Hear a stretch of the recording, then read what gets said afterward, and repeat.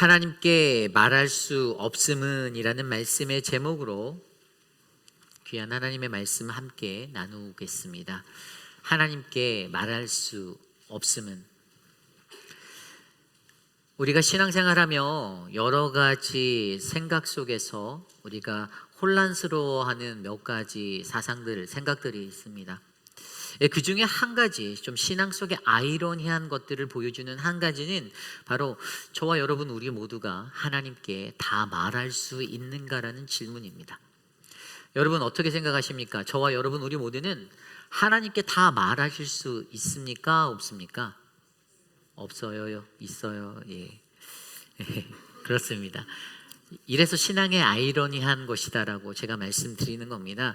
실질적으로 성경 말씀에 보면요, 우리가 너무나도 잘 아는 하나님의 말씀 빌립보서 4장 6절과 7절 말씀에 아무것도 염려하지 말고 다만 모든 일에 기도와 간구로 너희 구할 것을 하나님께 아뢰라라고 말씀하셨죠. 아멘. 그러면 그리하시면 뭐라고 말하죠? 그리하시면 모든 지각에 뛰어나신 하나님의 평강이 그리스도 예수 안에서 너희의 마음과 생각을 지키시리라. 아멘. 너무나도 잘 아는 말씀입니다. 우리는 모든 것들을 다 하나님께 아뢰고 간구할 수 있어요. 하나님이 그러한 은혜의 삶을 저와 여러분에게 허락하셨습니다. 그런데 한편으로요, 여러분 자세히 생각해보고 곰곰이 생각해보면 우리가 때로는 말할 수 없는 것들이, 하나님께 아뢰기 어려운 것들이 분명히 있을 수 있다는 것입니다. 오늘 그러한 모습이 바로 욥에게 드러나고 있어요. 엘리바스와 빌닷이라는 친구가 그에게 찾아와서 고난 중에 있는 그를 위로한다라고 찾아왔는데 자신의 기준과 자신의 관점으로 뭐라고요? 정죄합니다. 조언해요. 겉으로는 조언인데 정확히 들여다보면 양쪽에 칼날이 날카롭게 세워진 정죄였어요. 그러면서 그에게 말하는 것이 무엇이었습니까? 너의 죄를 빨리 고백해라, 회개해라. 그러면 하나님이 회복하고 너를 용서하시고 너에게 복 주실 거야 라고 말합니다.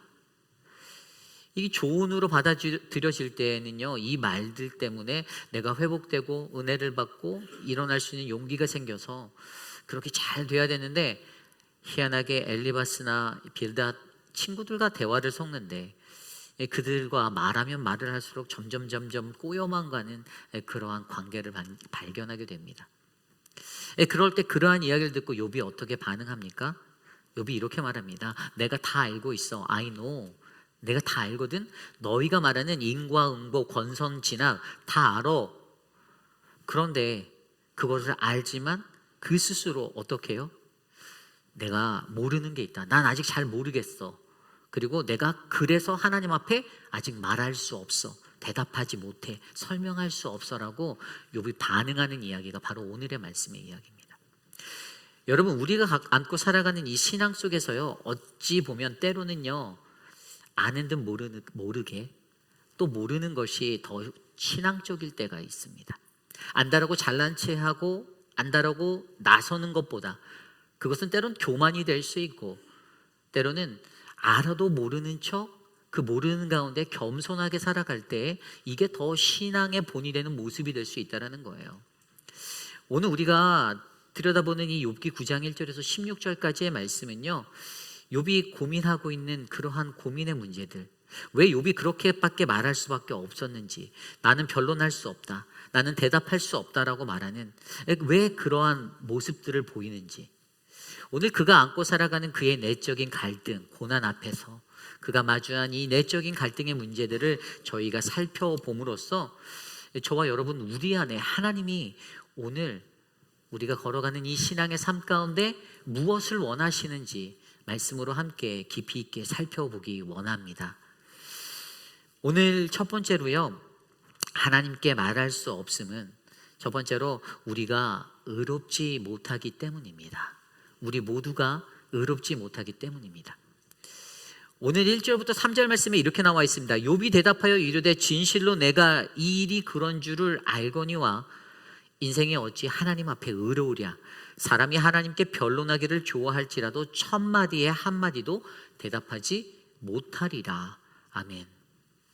오늘 욥의 관점은 무엇입니까? 내가 안다라고, 내가 이 일을 알거니와 히브리어 야다를 사용해서 내가 하나님을 알아, 내가 하나님이 어떠한 사람인지 알고 있거든 이라고 말하는 거예요. 욥이 알고 있는 하나님에 대해서 내가 하나님 아는데, 그런데 너희들이 나에게 말하는 인과응보, 권선진악 나 인정 못해 라고 말하는 것입니다. 왜냐하면 그가 하나님 앞에서 대꾸하고, 하나님 이건 아니잖아요, 이거 너무하지 않으십니까? 내가 당신한테 얼마나 잘했는데 내가 우리 아들 자녀들 죄질까 봐 걔네들이 놀고 나면 바로 예배드리게까지 만들어가면서 그렇게 했는데 왜 내가 이 고난을 다 당해야 합니까? 라고 하나님께 따지고 들어갈 수 있는 그런 욥의 상태였음에도 불구하고, 오늘 욥은요, 내가 하나님을 아는데 우리 인간은 하나님 앞에서 그 누구도 의로운 자가 없다라는 건 내가 이것도 알아 라고 말하고 있는 것입니다. 여러분, 인생이 어찌 하나님 앞에 의로울 수가 있겠습니까? 다른 말로 바꿔 말하면 우리가 모두 다 죄인이다라는 말입니다. 혹시 이 자리에서 의롭다라고 자신하시는 분이 계신가요? 혹시 계시면은 이렇게 두 팔을 벌려서 물구나무를 서서 제 앞으로 걸어오시면 제가 인정해 드리겠습니다. 그런 분이 계시지 않을 거예요. 우리는 단 한 명도, 그 누구도, 우리는 이 땅에 살아가며 하나님 앞에서 의로운 자가 단 한 명도 없다라는 것입니다. 여러분, 여기서 그래서 중요한 것은요, 바로 이 의롭다라고 표현한 이 의로운 게 무엇인가라는 거예요. 오늘 그가 어찌 하나님 앞에서 의로우랴라고 사용한 이 의롭다라는 단어가요, 히브리어의 차다크라는 단어를 사용하였어요. 차다크. 근데 이 단어는요, 반듯하다, 정결하다라는 의미들을 가지고 있습니다. 그런데 이 단어의 정확한 뜻을 좀 파악하기 위해서 성경 속에서 가장 먼저 차다크가 쓰여진 성경 구절을 찾아봤더니 창세기 38장 26절에 나옵니다. 유다가 그것들을 알아보고 가로되 그는 나보다 옳도다, 내가 그를 내 아들 셀라에게 주지 아니하였음이로다 하고. 아니 도대체 여기 어디에 반듯하다, 정결하다라는 의미가 나올까? 근데 차다크가 쓰인 것이 그는 나보다 옳도다라는 요것이 쓰였어요. 그래서 창세기 38장의 이야기를 들여다보면 저와 여러분들이 잘 아는 유다라는 사람, 그 유다라는 사람의 배경의 이야기가 나오는 거예요.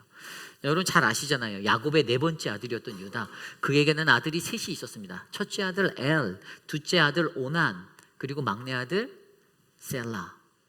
이 세 사람이 있었어요. 그리고 이 엘의 아내가 우리가 잘 아는 다말이라는 여인이에요.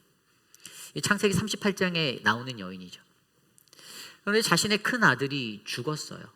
그런데 그들에게 어떠한 법이 있었냐면 형사취수제라는 그러한 법이 있습니다. 이것은 아들을 낳지 못하고 죽은 형을 위해 동생이 형수에게 들어가서 그 대를 잇게 하는, 아들을 낳게 하는 그들의 법이었어요. 하나님께서 이 법을 그들에게 허락하신 이유는 이 사회적으로 보호자가 없는 과부나 고아들, 이 사회적 사각지대에 놓여져 있는 그들을 보호하기 위한 법으로 이 법을 그들에게 허락하여 주셨습니다. 그런데 오늘 그 법에 따라 어떻게 해요? 유다가 자신의 큰아들 엘이 죽자 다말에게 둘째 아들 오난을 들여보냅니다. 그런데 오난이 어땠습니까? 오난이 마음속에서 이 형수의 자식이 장자권을 갖는 것이 싫어서 그녀에게 씨를 주지 않으려고 일부러 설정을 밖에다 했어요. 땅에다가. 그런데 하나님께서는요, 이 창세기 38장에서 그러한 마음으로 살아가는 오난도 하나님의 뜻에 맞지 않기 때문에 그를 죽여버리십니다. 그러니까 어떻게 됩니까? 자연스럽게 셋째 아들 셀라에게로 그 권한이 넘어가는데 이 셀라가 아직 장가가기엔 너무 어린 거예요. 그래서 하나님이 유다에 통해서 어떻게 전하냐면 바로 다말에게 내가 이제 수절을 하고 셀라가 클 때까지 기다려라 라고 이렇게 말합니다. 그러니까 이게 약속이 된 거예요. 유다와 다말 사이에 약속이 된 거예요. 다말은 그 말을 듣고 알겠습니다, 시아버님, 제가 그러면 셀라가 클 때까지 기다릴게요 하고 친정으로 가서 있었습니다. 그러다가 시간이 조금 지나서, 얼마 못 지나서 이 유다의 아내가 죽게 되었어요. 시어머니가 돌아가신 거죠. 그리고 이제 셀라도 어느 정도 시간이 지나서 이제 됐는데 아니 셀라를 다말에게 보내지 않는 거예요. 다말이 계속 그것들을 의아해하고 있었습니다. 아니 왜 약속을 지키지 않지? 그리고 어느 날 이제 유다의 아내가 죽은 그 후에 유다가 마음의 안정을 찾고 양털 깎는 사람들이 있는 딥나로 자기가 올라갑니다. 올라가는데 이 딥나로 간다라는 이 이야기를 다말이 듣고 그녀가 머릿속으로 생각하고 계략을 짜요. 그래서 어떻게 합니까? 과부의 옷을 벗고 면사포로 자신의 얼굴을 가리고 그리고 딥나로 가는 그 길 옆 에나임 입구에 앉아서 유다를 기다리고 있습니다. 그리고 유다를 만나게 되죠. 유다는 그 여자가 창녀인 줄 알고 내가 도대체 얼마를 주면 그렇게 가능하겠니? 이랬어요. 그랬더니 염소 새끼 한 마리를 달랐는데 지금 당장 염소 새끼가 없으니까 지금은 없는데 그랬더니 그러면 그 층표로 당신이 가지고 있는 이 끈 달린 도장과 당신 손에 있는 지팡이를 내게 주십시오. 그럼 내가 그 층표로 당신을 믿고 하겠습니다. 뭐 어쨌든 그렇게 해서 부적절한 관계가 이루어졌는데 이제 집으로 돌아온 유다가 염소 새끼를 자신의 친구의 편에 통해서 다시 에나임 입구로 보내서 그 여인을 찾아서 내 물건을 찾아와라 보냈는데 아니 이 여인이 없는 거예요. 친구가 돌아와서 그녀를 찾지 못했다라는 겁니다. 그래서 그런가 보다 하고 있는데 한 3개월쯤 지나서 자신이 사는 마을에 소문이 도는 거예요. 유다의 며느리 다말이 부정한 일을 해서 임신하였다. 아이가 생겼다. 아니 막 동네 사람들이 난리가 났습니다.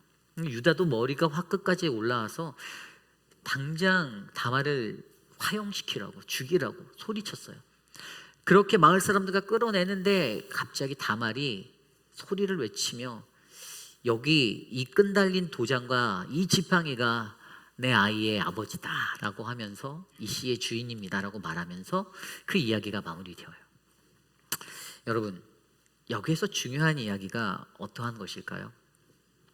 이것은요 바로 오늘 이 이야기가 일어나면서 그때에 아까 유다가 다말이 외치는 그 말에 반응한 것이 유다가 그것을 알아보고 가로되 그는 나보다 옳도다 내가 그를 내 아들 셀라에게 주지 아니하였음이로다 하고 바로 이 말이에요.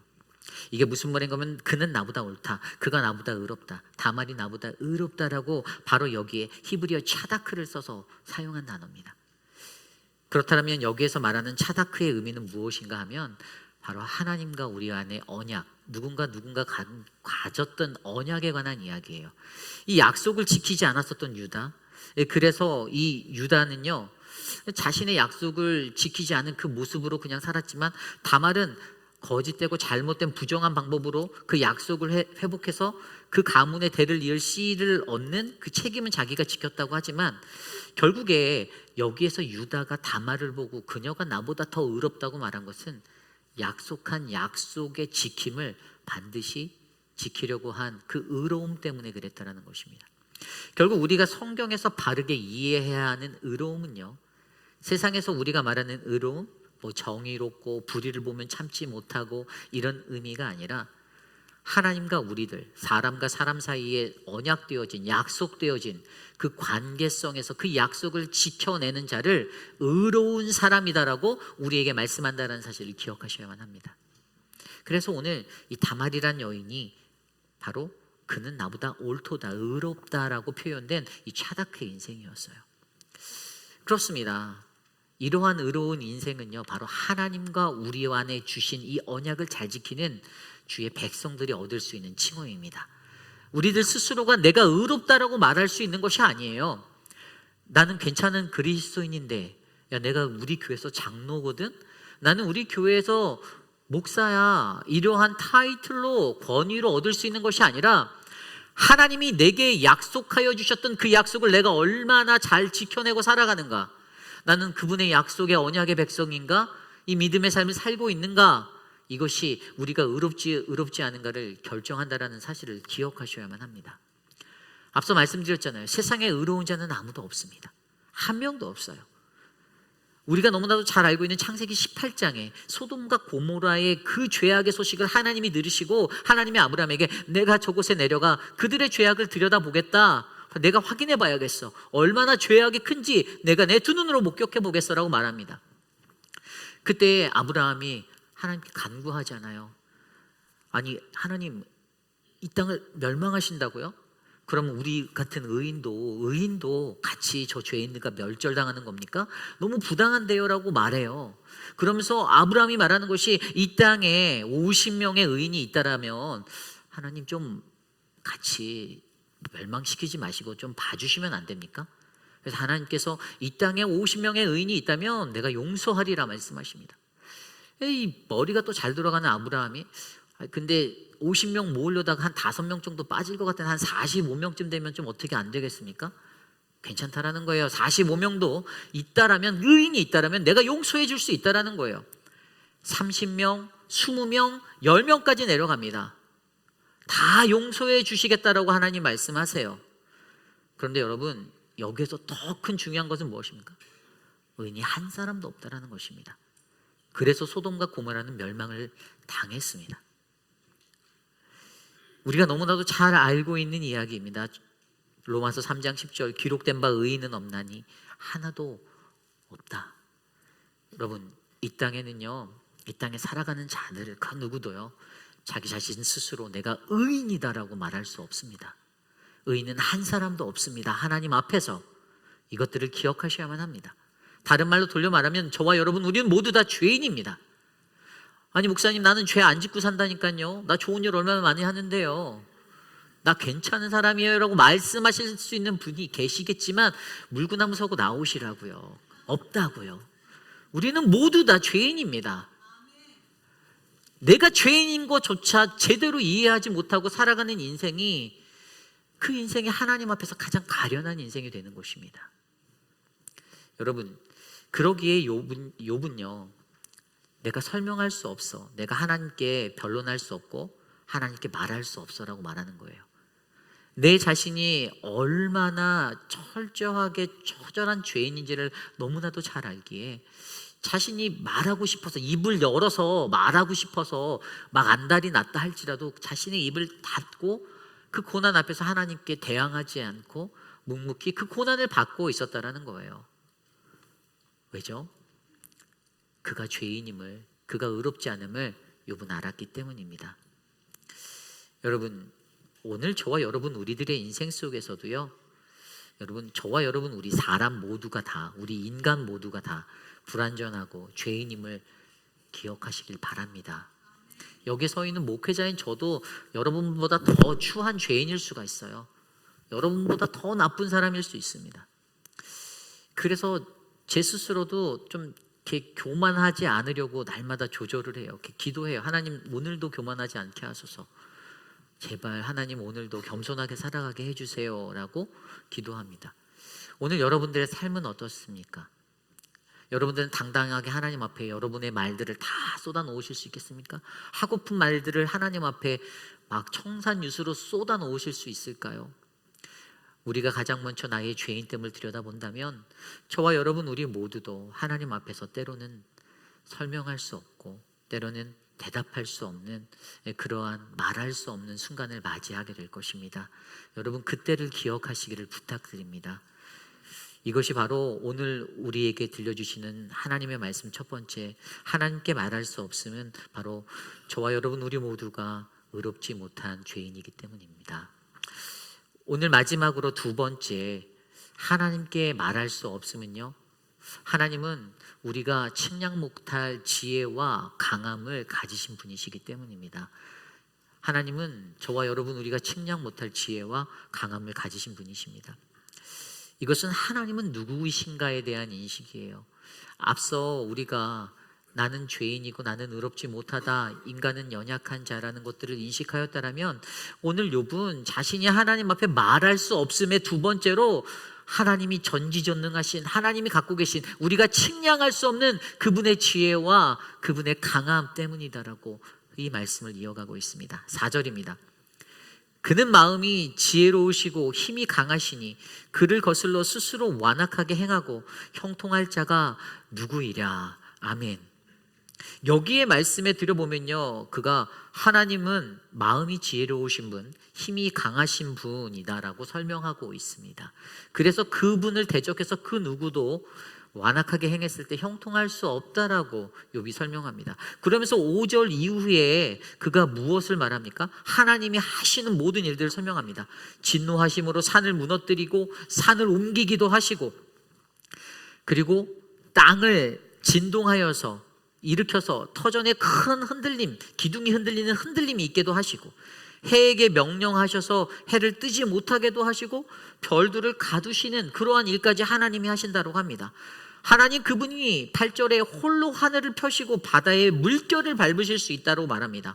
북두 칠성과 삼성과 묘성과 남방의 밀실, 모든 별들을 만드시는 분도 바로 오직 하나님 창조주이시다라고 설명합니다. 간단하게 말해서 10절에 그러한 모든 것을 하시는 하나님 앞에 우리는 측량할 수 없는 그 큰 일을 행하고 셀 수 없는 기이한 일을 행하시는 그 하나님을 마주할 수밖에 없다라고 설명하고 있습니다. 하나님이 얼마나 크신 분이기에 오늘 욥이 이렇게 자꾸만 주눅이 들고 작아지는 것 같은 그런 모습으로 하나님 앞에 서고 있을까요? 앞서 설명드린 4절 말씀에 하나님이 마음이 지혜로우시다, 그리고 힘이 강하다, 이 단어들을 원어 성경으로 살펴보면 여기에서 사용된 지혜, 히브리어에는 지혜라는 단어가 호크마라는 단어가 있고요, 또 레브쇼메아라는 단어도 사용되었죠. 그런데 또 다른 단어 중에 하캄이라는 단어가 오늘 본문에 사용된 단어예요. 지혜, 하캄. 근데 이것이 그냥 지혜가 아니라 마음의 지혜죠. 여기에서 하캄이라는 것은요, 이 지혜로운이다라는 형용사인데 이것은 능숙한 솜씨, 재주 많은 일꾼, 경험 많은 장인을 말하는 것입니다. 전문가예요. 어떤 일에 있어서 전문가입니다.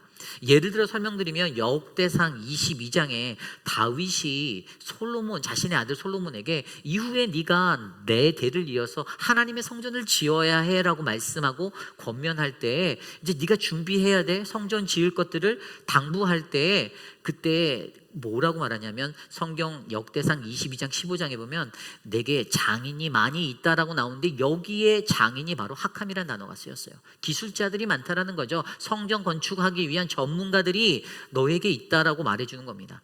그리고 예레미야 9장 17절 말씀에도 곡하는 여인들의 이야기가 나와요.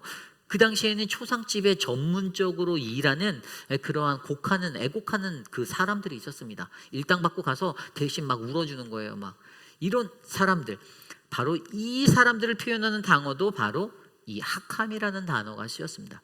이 우는 것의 전문가였다는 거예요. 네. 그러면 여러분 오늘 말씀에 이 마음의 지혜라는, 이 마음의 지혜라고 담긴 이 지혜라고 쓰인 이 하캄이라는 의미, 하나님은 어떠한 지혜를 가지고 계십니까? 하나님은 우리의 마음들을 헤아릴 수 있는 가장 전문가입니다. 저와 여러분들의 모든 마음들을 굽어 살피시고 파악하시는 가장 장인이 우리 하나님이십니다. 이 세상에 나와 함께 살아가는 그 누구보다도 하나님이 내 마음을 가장 잘 아시고, 내 슬픔을 아시고, 내 아픔을 아시고, 내 기쁨을 이해하시는 하나님이심을 우리가 기억하셔야만 합니다. 두 번째, 힘이 강하다. 이 강하다라는 단어는 히브리어 아미치라는 단어가 쓰였어요. 이것은 mighty, strong, 담대하다라는 의미로 사용됩니다. 담대한 거예요. 그런데 여기에서 이 아미치라는 단어가 갖고 있는 의미가 있는데 이것은 하나님의 말씀 앞에 바르게 분별하여서 늘 깨어 있는 용기의 모습을 가리키는 것입니다. 그게 바로 담대함이에요. 이 담대함이 옆집 개가 짖으니까 겁없이 달려가고 발길질하는 게 담대함이 아니고요. 여기에서 말하는 담대함은 하나님의 말씀을 제대로 알고 그 안에서 분별함을 받아서 내가 늘 깨어 있어서 어떠한 상황 속에서 어떻게 움직여야 하는지, 어떻게 멈춰야 하는지를 분별할 수 있는 사람, 이게 바로 힘입니다. 하나님은 그러한 분이십니다. 하나님은 장인으로서 우리의 마음을 살피시고, 하나님은 그분의 담대함으로써 그의 말씀 앞에 하나님의 어떤 분이신지 그분을 계시하시는 분이십니다. 그러므로 여러분 오늘 마음의 지혜 그리고 힘의 강함, 이 두 가지를 합쳐서 저희가 생각할 수 있는 것은 바로 오늘 이 시대를 살아갈 때 과연 하나님, 그분이 나타내시는 하나님은 어떤 분이신가? 그가 바로 마음의 지혜가 있고 힘이 강한 분이신데 그분을 가장 잘 나타낸 것이 무엇인가? 저는 그것이 바로 십자가, 바로 우리를 위해 피 흘려 돌아가신 예수 그리스도의 십자가다라고 생각합니다. 하나님의 말씀이에요. 여러분, 이 땅에 살아가는 저와 여러분들이 하나님의 십자가 안에서 우리가 능력을 얻는 존재임을 믿으십니까? 그것이 우리의 원동력, 힘의 근원이 되심을 믿으세요? 여러분, 단상 앞에 가려져 있지만 저 십자가, 사실 저는 그렇게 십자가가 가려져 있는 걸 그렇게 좋아하지는 않거든요. 늘 십자가는 우리 앞에 선명하게 보여야 된다라고 생각하는 사람이에요. 이게 바로 그리스도인들의 신앙이에요. 어떤 교회들은 뭐 디자인적으로 어렵다고 해서 십자가를 빼는 교회도 있고요. 많은 교회들 가운데 뭐 새로운 그런 문화다, 그런 전통이다 이래서 바꾸는 교회들도 있지만, 하나님의 십자가가 교회에 왜 중요한가 하면 하나님의 십자가 바로 하나님의 지혜이고 그분의 힘이기 때문입니다. 여러분, 우리가 잘 알고 있는 고린도전서 1장 18절에서 25절까지의 말씀에 이렇게 나와 있습니다. 십자가의 도가 멸망하는 자들에게는 미련한 것이요 구원을 받는 우리에게는 하나님의 능력이라. 기록된 바 내가 지혜 있는 자들의 지혜를 멸하고 총명한 자들의 총명을 패하리라 하였으니, 지혜 있는 자가 어디 있느냐, 선비가 어디 있느냐, 이 세대의 변론가가 어디 있느냐.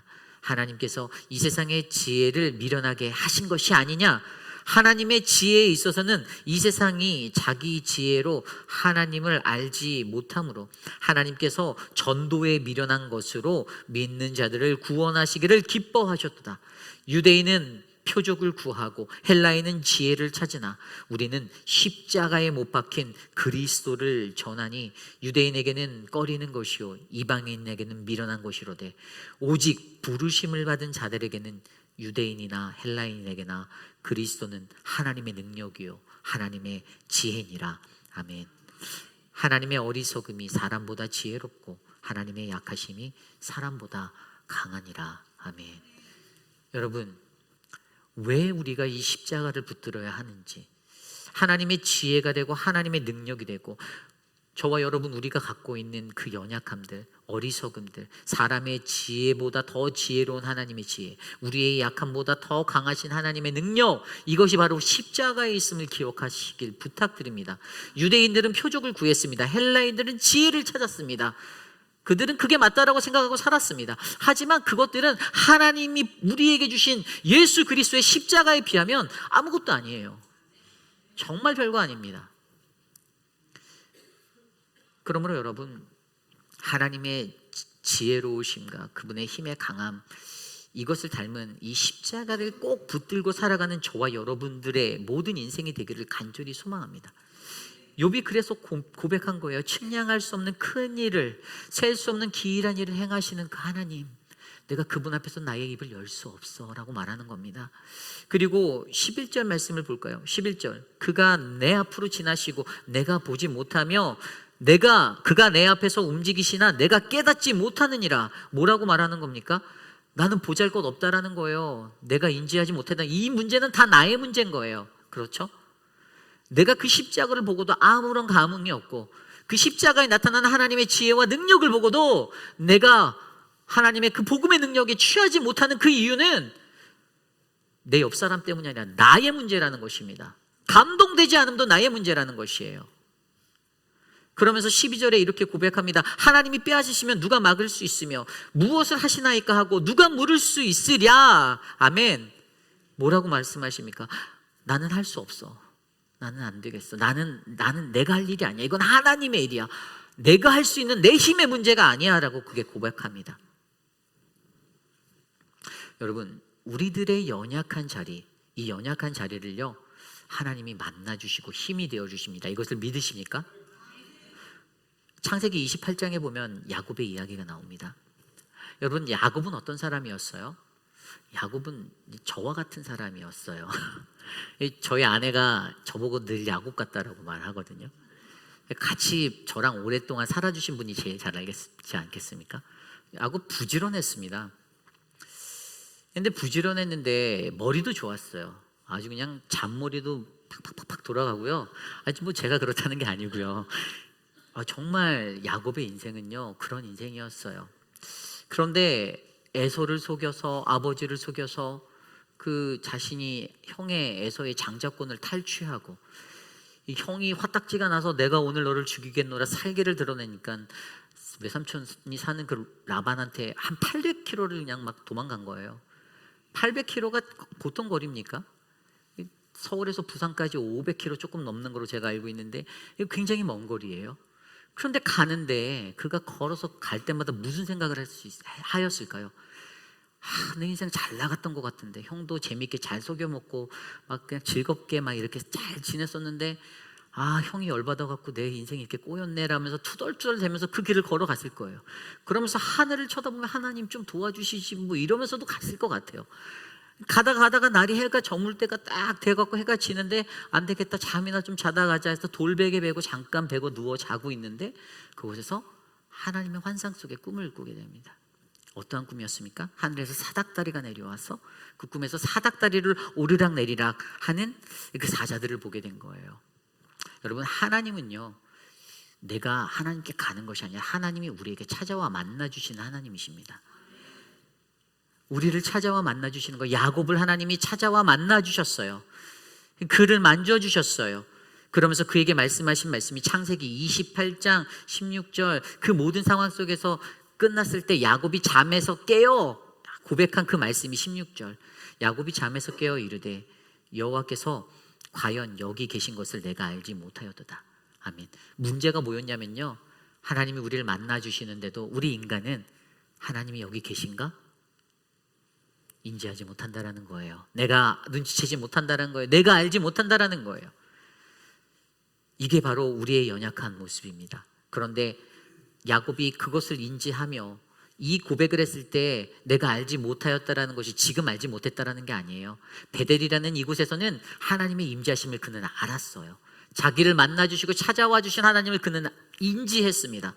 그래서 그곳의 이름을 베델이라 짓고 나와 함께 하시는 하나님, 내가 이곳에 바로 기둥을 세워 하나님의 집이 되게 할 것이다 라고 기도했던 야곱의 기도가 있었던 것입니다. 여러분, 저와 여러분 우리의 삶에 우리와 늘 함께 하시고 나를 찾아와 주시는 그 하나님을 믿으시길 바랍니다. 우리를 죄 가운데 넘어뜨리려는 사단의 유혹은 24시간 365일 쉬지 않고 우리를 공격합니다.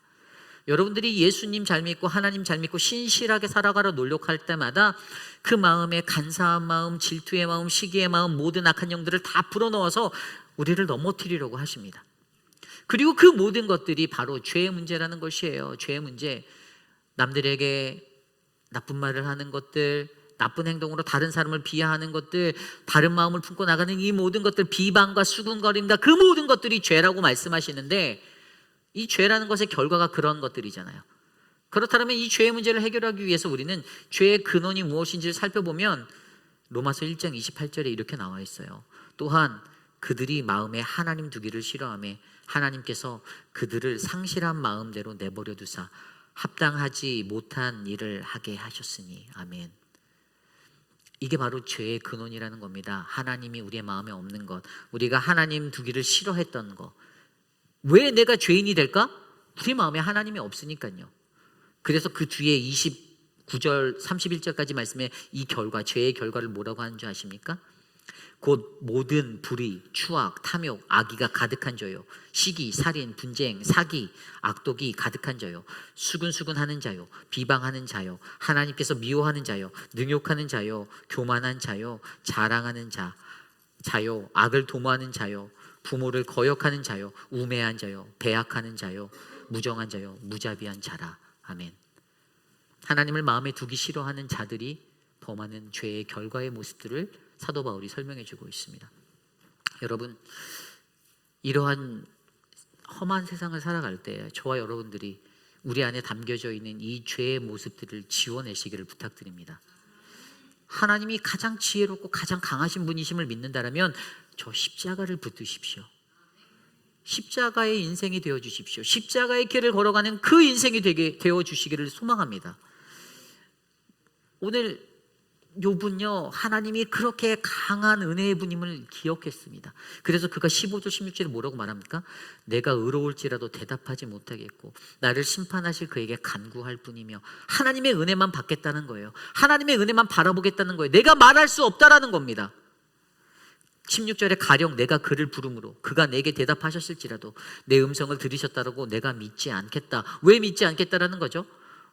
하나님의 힘이 얼마나 큰지 알기 때문에, 나는 죄인인 걸 알기 때문에 내가 아무리 말해도, 내 입으로 떠들어도 그게 안 된다라는 걸 그는 너무 잘 알고 있는 거예요. 하나님의 힘이라는 원리를 잘 아는 자가 이런 고백을 하는 거예요. 그러므로 여러분, 저와 여러분 우리 모두에게 이런 은혜가 넘쳐나기를 간절히 소망합니다. 어떠한 삶의 환경 속에서도 우리는요, 내가 말할 수 없습니다.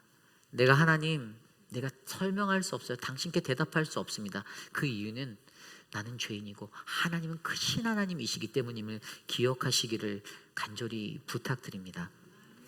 베드로전서 2장 24절 25절에 친히 나무에 달려 그 몸으로 우리 죄를 담당하셨으니 이는 우리로 죄에 대하여 죽고 의에 대하여 살게 하려 하심이라. 그가 채찍에 받음으로 너희는 나음을 입었나니 너희가 전에는 양과 같이 길을 잃었더니 이제는 너희 영혼의 목자와 감독 되신 이에게 돌아왔느니라. 아멘. 하나님의 강함, 그 지혜, 바로 십자가를 붙든 이가 누릴 수 있는 영광입니다. 그것은 바로 의에 대해서 우리를 살게 하신, 죄로 인해 죽은 우리들을 의로 다시 회복하신 하나님의 능력, 양과 같이 길을 잃었던 저와 여러분 우리들의 모든 방황하는 인생이 어떻게 해요? 목자와 감독 되신 하나님께 돌아오는 놀라운 역사가 우리 안에 일어나기를 간절히 소망합니다. 이것이 오늘 말씀의 두 번째, 하나님께 말할 수 없으면 하나님은 지혜롭고 강하신, 우리가 측량하지 못할 지혜와 강함을 가지신 분이시기 때문입니다. 이제 말씀을 정리하고자 합니다.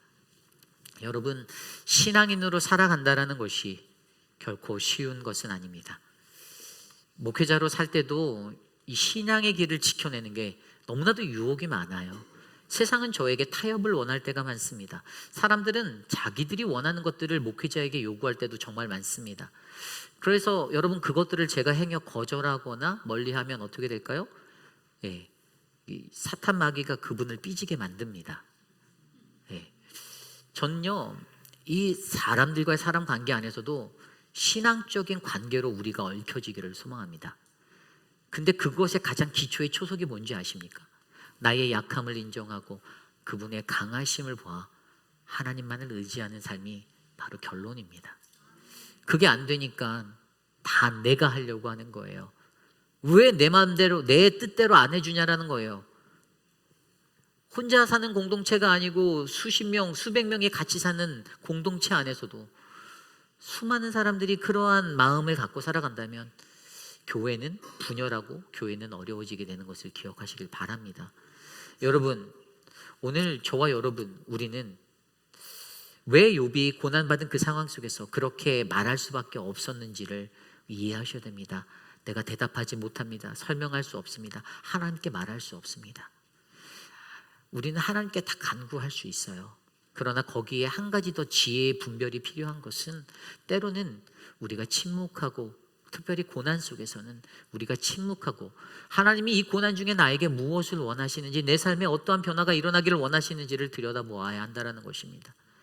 사랑하는 여러분들 모두가 다 하나님의 사랑 안에서, 그 은혜 안에서 하나님께 말할 수 없는 그 겸손함을 가지시고 살아가는 믿음의 성자들이 되시기를 간절히 소망합니다. 오늘 주신 말씀 놓고 함께 찬양하기 원합니다. 모두 자리에서 일어나서 찬양할 때 주여 우리 연약합니다. 함께 찬양 드리겠습니다.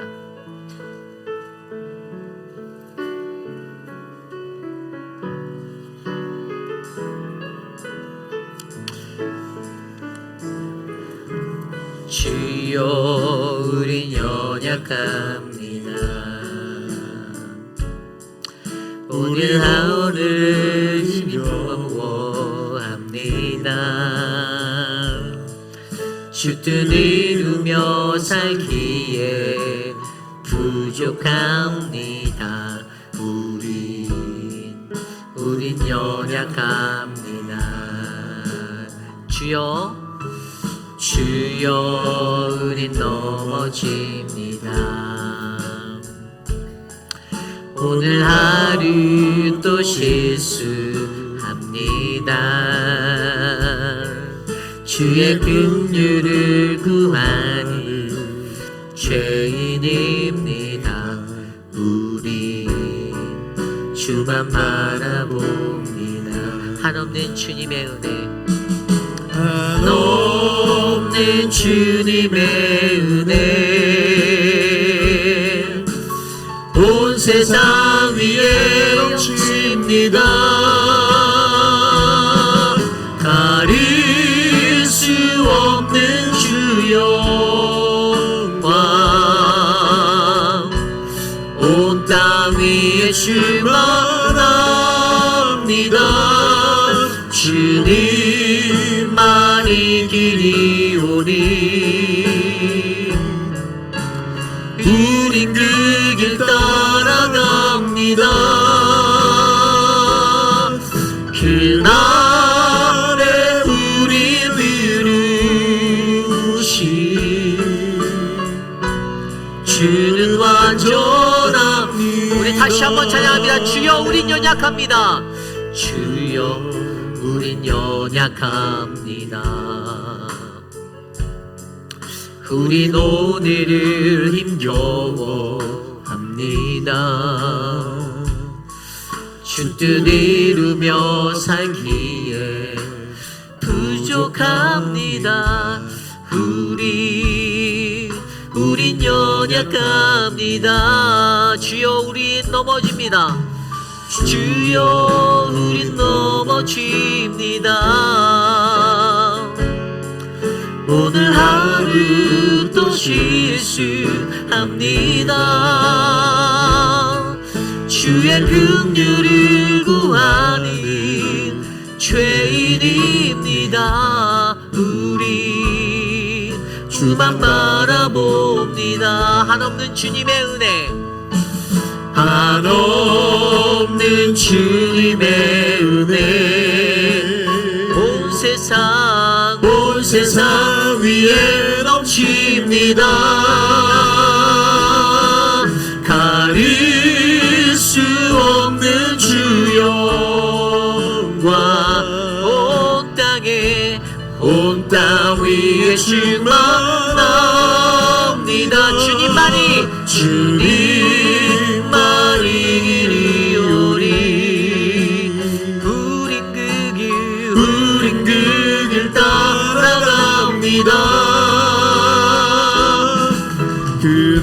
그날에 우리를 이루신 주는 완전 한없는 주님의 은혜, 한없는 주님의 은혜 온 세상 위에 넘칩니다. 우리에게 그 하나님의 은혜가 있습니다. 가릴 수 없는 주 영광 온 땅 위에 충만합니다. 주님만이 길이오니 우린 그 길 따라갑니다. 그날에 우리를 이루신 주는 완전합니다. 그날에 우리를 이루신 그날에 우리를 이루신 주는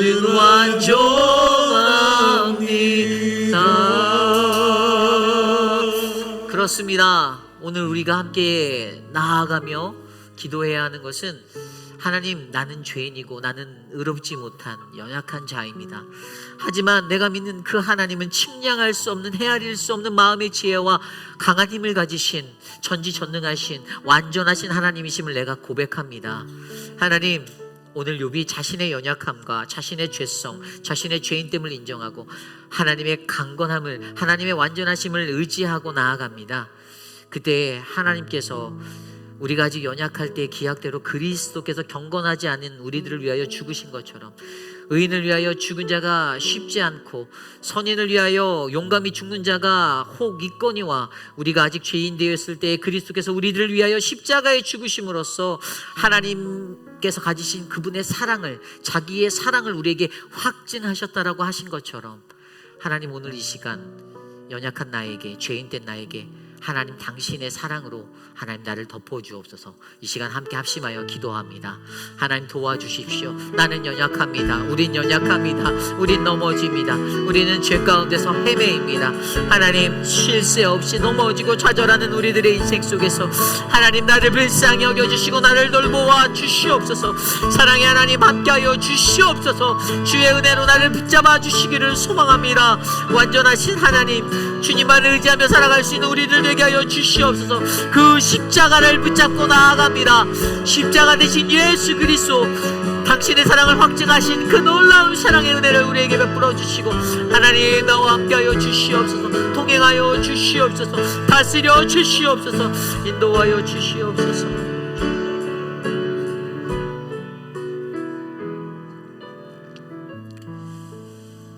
존귀하신 하나님, 감사를 드립니다. 하나님, 욥 자신이 의롭다라고 생각하지 않고 하나님, 자기 자신의 연약함과 죄성을 바라보며 완전하신 하나님의 그 은혜 앞에 설 때 하나님, 나는 당신께 설명할 수 없고 대답할 수 없고 하나님께 말할 수 없다라고 고백한 그 음성을 기억합니다. 하나님, 오늘 이 시대를 살아가는 우리 모두도 하나님 욥처럼 하나님 그 마음에 하나님 그 신앙의 기준을 가질 수 있도록 하나님 붙잡아 주시옵소서. 사랑하는 우리 모튼 장로님, 하나님 회복할 수 있는 은혜를 주셔서 감사합니다. 무릎이 더 좋아지고 강건하여져서 장로님이 사시는 날 동안에 이 땅에 헌신하신 그 모든 은혜들을 하나님께서 갚아주시고 더 큰 은혜로 채워주시옵소서. 사랑하는 김영순 성도님, 퇴원할 수 있는 은혜를 주셔서 감사합니다. 집에서 강건한 모습으로 살아가고 앞으로 계속적으로 받아야 하는 방사선과 키모, 그 모든 것들까지도 주님의 손에 맡기오니 하나님 도와주시옵소서. 사랑하는 곽성자 성도님, 하나님 이제 정들었던 교회를 떠나며 이주해야 하는데 그곳에서 남은 인생 편하게 하나님의 말씀 안에 기쁨으로 살 수 있게 복을 내려 주시옵소서. 사랑하는 조병현, 조병덕 성도님을 지켜주시고 해결돼야 하는 인슈런스 문제 빠르게 회복하게 하여 주시고 하나님, 우리 조병덕 성도님의 남편분 하나님 정신적으로 어려운 그 모습들 모든 것들을 붙잡아 주셔서 그 가정이 복을 누릴 수 있도록 도와주시옵소서. 하나님, 특별히 EM 예배 가운데 초대받아 함께 예배드리는 예배자로 참여한 모든 영혼들을 축복합니다. 하나님, 우리 표곤 목사님에게 말씀의 능력을, 성령의 충만함을, 예배하는 모든 자들에게 주의 신령한 은혜를 베풀어 주시옵소서. 지금은 우리 구주 예수 그리스도의 무한하신 은혜와 그 크신 하나님의 사랑하심과 성령 하나님의 감화감동 교통하심의 역사가 이 세상을 살아가며 나의 연약함을 알고 나의 죄성을 알아 오직 완전하신 하나님만을 내가 붙잡고 살 수 있습니다. 주님, 당신의 그 십자가, 주님의 그 지혜와 강한 힘이 담겨있는 그 능력의 십자가를 내가 품고 살겠습니다. 나에게 힘을, 은혜를 베풀어 주시옵소서라고 간구하는 사랑하는 우리 회비란인 장로교회 성도님들, 오늘 거룩한 주의 존전에 나와 주께 예배드리는 믿음의 권속들 머리머리 위에 저들의 자녀와 가정과 삶의 터전 위에 지금으로부터 영원토록 함께 하시기를 간절히 축원하옵나이다. 아멘.